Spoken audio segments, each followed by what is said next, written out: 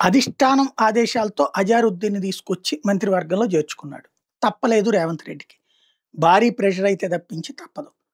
దాంతో బిగినైనటువంటి అసంతృప్తిని చల్లార్చేందుకు ఇద్దరికి ఆ ప్రేమ్ సాగర్ రావుకి సివిల్ సప్లైస్ ఇవ్వడం కావచ్చు, సుదర్శన్ రెడ్డికి సలహాదారు హోదా ఇచ్చి క్యాబినెట్లు ఇవ్వడం గాని జరిగిపోయింది.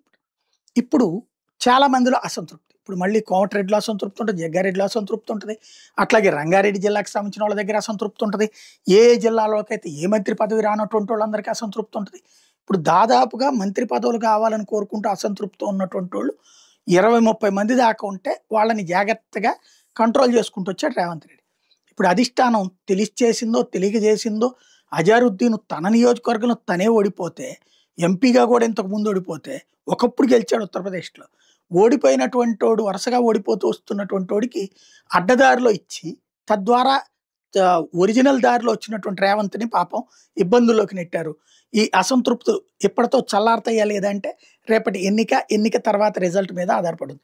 రిజల్ట్లో కాంగ్రెస్ గెలిస్తే ఇక అసంతృప్తులు పక్కకి వెళ్ళిపోతాయి.